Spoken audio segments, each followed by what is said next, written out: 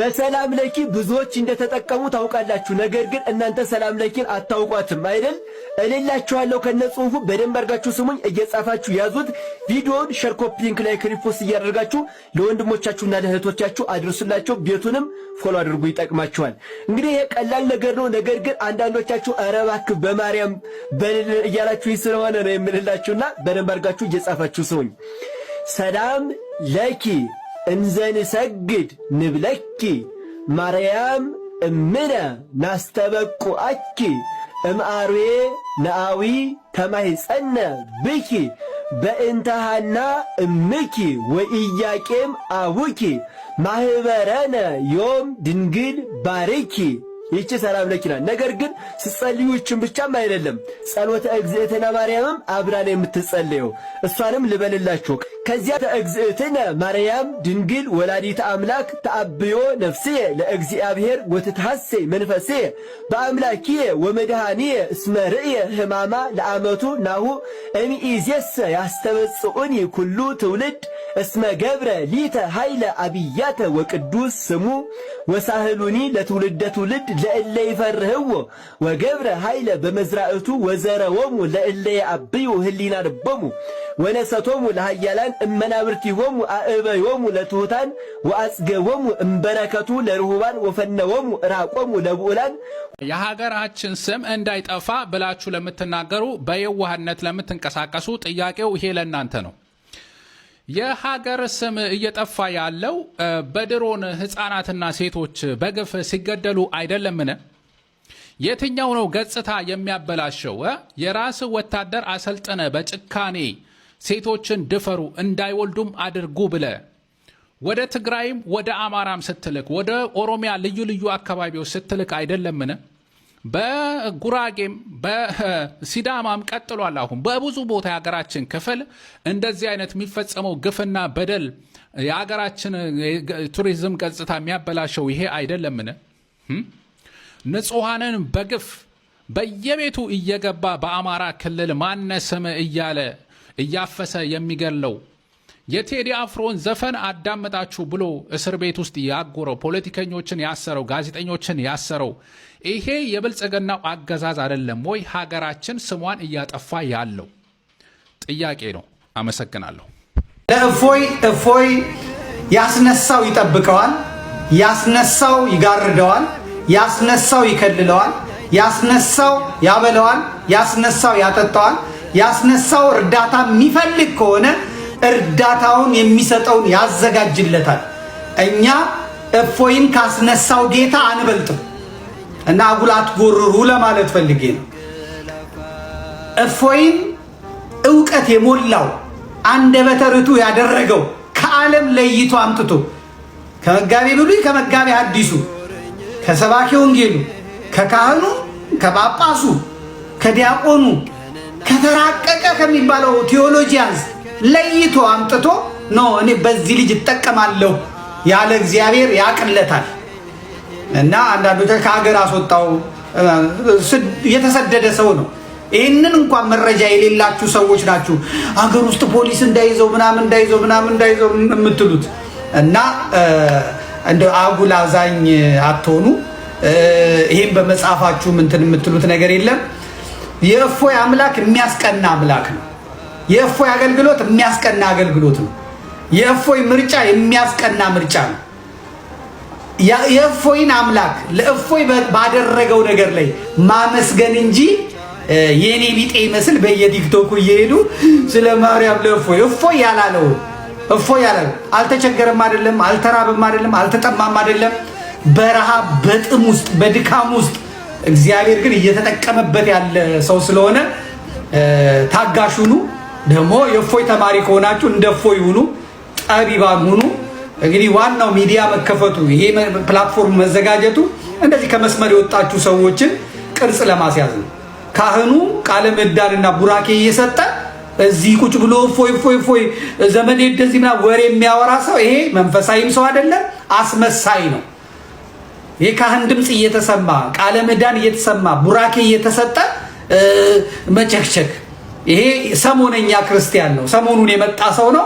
ገና ቲክቶክን መጠቀም የጀመረ ነው። ስሜታዊ ነው ማለት ነው።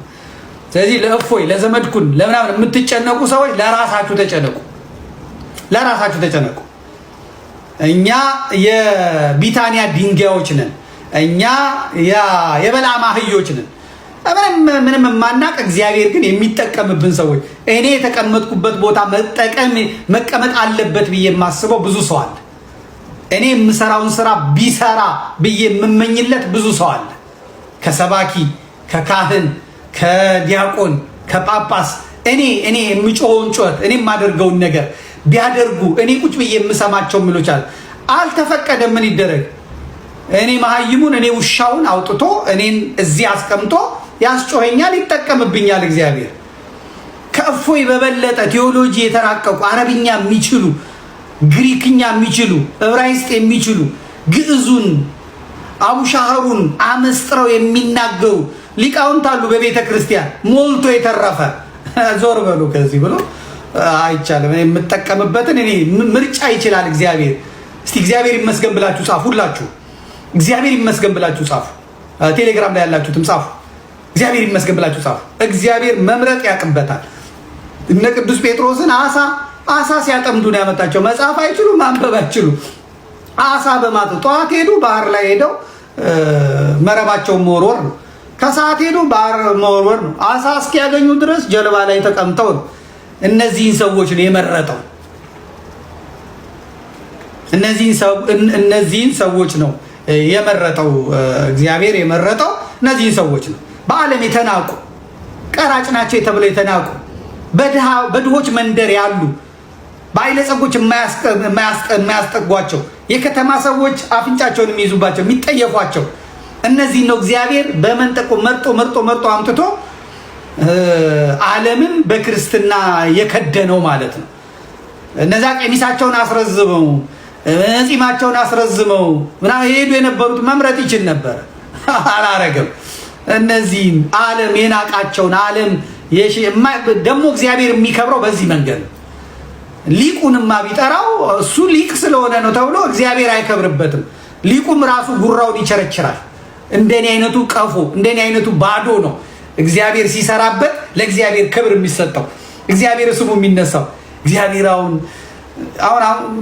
ብዙ ሰባኪያን ወንጌል ከኔ ጋር ይወዳደራሉ። እኔ ቤተልሔም ሄጄ ደብረ አባይ ሄጄ ዋልድባ ሄጄ ከኔታ ገሌ እንደዚህ ተምሬ ከምንትስዬ ቀኔ ቆጥሬ ዳሴ ማርያም እንደዚህ አድርጌ እንደዚህ መጥሬ ይህ ብሎ መሀይም ይኸው ተነስቶ እንደዚህ ያደርጋል ብለው በእኔ የሚቀኑ ሰዎች አሉ። እግዚአብሔር የሚከብረው እንደዚህ ነው። አያችሁ፣ ይህ ይከብራል እግዚአብሔር።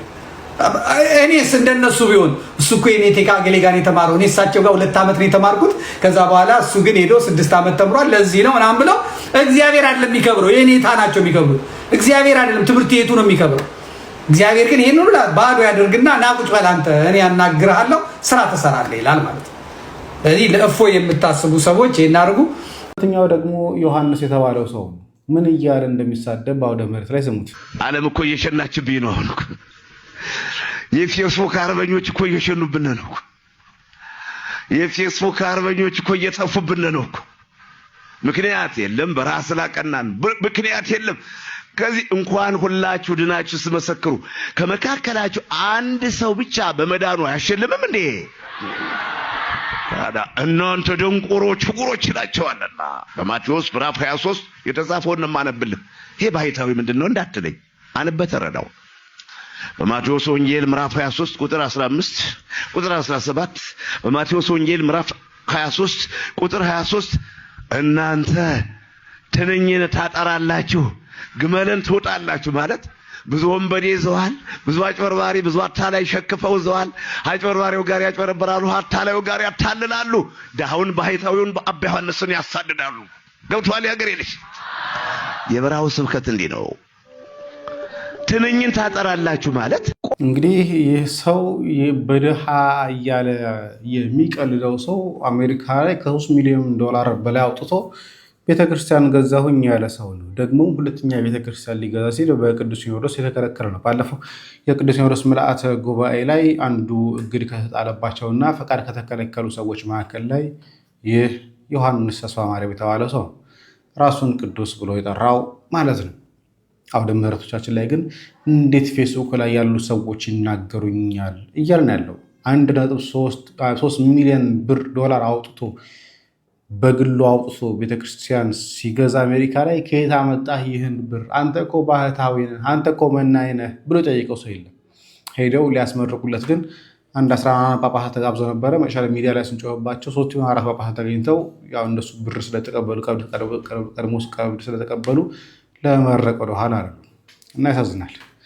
ለማንኛውም እችንም ድገምላል። ካሁን በኋላ ማንም ሹፌር እንዳይንቀሳቀስ፣ ማንም ሹፌር ሞተር እንዳያስነሳ ብል ወዲያውኑ አሳመጽክ ምናምን አረክ ተብዬ ወላ ልታሰር ይችላል። ቆይ ለምንድን ነው ውስጥ ለውስጥ የሆነ ነገር ማድረግ አለብን? ካልሆነ በቃ እኛ ሹፌሮች ወላሂ ምንም እንደዚህ አይነት ነገር አላስብም። 25 ዓመት ያገለገልኩለት ሙያ ነው። እንኳን ብታሰርለት አይደለም በሞተስ ምን ችግር አለ? ድፍን የኢትዮጵያ ሹፌር ብቻ ይወቅልኝ። ይሄን ነገር የኢትዮጵያ ሹፌሮች ጠቅላላ ብቻ እወቁልኝ እንጂ ችግር የለው። እኛ ሁላችንም ሹፌሮች ሁላችንም ያማከለ ነው ይሄ ነገር። የሰያ አይነት አስተሳሰብ ነው የምናስበው እኛ። አመጽን አናቅ፣ ፖለቲካን አናቅ፣ ታንኮልም አናቅ። ለምንድነው የምንገደለው? ለምንድነው መፍትሄ የማይመጣው? ለምንድነው ወደ ገደለው ማንገባ? እሺ አንድ እንሁን ብለን ተነጋግረን የሆነ ስራ ለማቆም ምናምን ስናስብ አንደኛው ከመሃል ብድግ ብሎ እኔ ልጆች ቤት ምናምን አይላ፣ ከዛ ከጀርባ ከራይ ተነጋግሮ አስጨምሮ ይሄዳል። ለምንድነው እንደዚህ ታዲያ በቃ እንዲሁ በደፋ ነው የምንጨፈጨፈው? ሲቃይ መከራ ይበዛብን ለምንድነው? መብቴስ የማይገኘው ለምንድነው ነው? በቃ ከምንም ንጹህ ነን እኛ። እኔ አሁን ይሄ መሪ ይዤ እየሄድኩኝ መሄዴ ነው እንጂ መመለስን ማላቅ ሰውዬ እንዴት ለሰው ታንኮል አስባለሁ? ለምን? ለዚህ ነገር መፍትሄ መገኘት አለበት። አለቀን እኮ ወገን። ካሁን በኋላ ማንም ሹፌር እንዳይንቀሳቀስ፣ ማንም ሹፌር ሞተር እንዳያስነሳ ብል ወዲያውኑ አሳመጽክ ምናምን አረክ ተብዬ ወላ ልታሰር ይችላል። ቆይ ለምንድን ነው ውስጥ ለውስጥ የሆነ ነገር ማድረግ አለብን? ካልሆነ በቃ እኛ ሹፌሮች ወላሂ ምንም እንደዚህ አይነት ነገር አላስብም። 25 ዓመት ያገለገልኩለት ሙያ ነው። እንኳን ብታሰርለት አይደለም በሞተስ ምን ችግር አለ? ድፍን የኢትዮጵያ ሹፌር ብቻ ይወቅልኝ። ይሄን ነገር የኢትዮጵያ ሹፌሮች ጠቅላላ ብቻ እወቁልኝ እንጂ ችግር የለው። ትራንስፖርትና ሎጂስቲክ ሚኒስቴር ሁሉንም የኢትዮጵያ ሹፌሮች ኤስዲኤስ በተባለ ካምፓኒ በኩል አስተምሬ እንደገና ፈትኜ መንጃ ፈቃድ ሰጣቸዋለሁ ብሎ ያመጣውን ሐሳብ ከሁሉም የሶሻል ሚዲያ ዌብሳይቶቹ ላይ አጥፍቷቸው አደረ። ከሁሉም ላይ እንግዲህ ይሄ መጀመሪያውኑ ትክክል እንዳልሆነ ለኢትዮጵያ ሹፌሮች ታስቦ ኢትዮጵያ ውስጥ ለሚደርስ አደጋ ታስቦ ሳይሆን ኤስዲኤስ እና ለመሰሎቹ ታስቦ ዝም ብሎ ድንገቴ የሆነ ሐሳብ ገንዘብ ማግኘት ሐሳብ መሆኑን ሹፌሮችና የተለያዩ አካላት ጫና ሲያሳድሩበት እንዲያጠፋ ተገዷል። እኛ ግን አሁንም ይሄ ነገር ጠፍቷልና ዝም አንልም። ምክንያቱም የትራንስፖርትና ሎጂስቲክ ሚኒስቴር የመንግስት መስሪያ ቤት ነው። የመንግስት መስሪያ ቤት የአገልግሎት ግዢ ሲገዛ የራሱ ህግና መመሪያ አለው። ይሄም መመሪያ እንደዚህ አይነት የአገልግሎት ግዢዎች መጀመሪያ ፕሮግራም ይወጣላቸዋል፣ እቅድ ይወጣል። ያልታቀደ መሆኑ ያስታውቃል። እቅድ ይወጣላቸዋል። እቅድ ከወጣ በኋላ በተባለው እቅድ መሰረት ግልጽ ጨረታ ይወጣለታል። ግልጽ ጨረታ ወጥቶ ይህንን መስፈርት የሚያሟሉ ድርጅቶች ካልቀረቡ ወይም ደግሞ ከሌሉ ነው ወደ አንድ ግዢ ፕሮግራም የሚካሄደው፣ ወደ አንድ አቅራቢ ግዢ የሚካሄደው። ነገር ግን የትራንስፖርትና ሎጂስቲክ ሚኒስቴር በምን አግባብ ነው ቴዎድሮስ የኋላሸትን የመረጥከው የሚለውን ጥያቄ እናቀርባለን። ህግ መከበር ስላለበት ቢኮዝ ማንም ተነስቶ ከባለስልጣናትና ባለሀብቶች ኮላቦሬት አድርገው ህዝብን በዚህ ደረጃ በዚህ ንቀት ደረጃ ማለት ሊበሉ የሚዘጋጁበት ምንም አግባብ ስለሌለ እንጠይቃለን። ይቅርታ ብለህ ሁለተኛ ይሄ ብቻ አይደለም። ይሄ ሚኒስቴር መስሪያ ቤት ብቻ ሳይሆን ለሌሎቹ የግዢ ስርዓታችሁ ምን ይመስላል? በአንድ ሰው የግል ፍላጎት ላይ የተመሰረተ ነው ወይ? በአንድ ባለስልጣን የግል ፍላጎት ላይ የተመሰረተ ነው ወይ? ፕሮግራም የሆነና የግዢ ህግና ስርዓትን ያከበረ ነው ወይ የሚለውን ጥያቄ ለሌሎቹ መስሪያ ቤቶች ጥሩ ሜሴጅ እንዲሆን አሁንም ጥያቄያችንን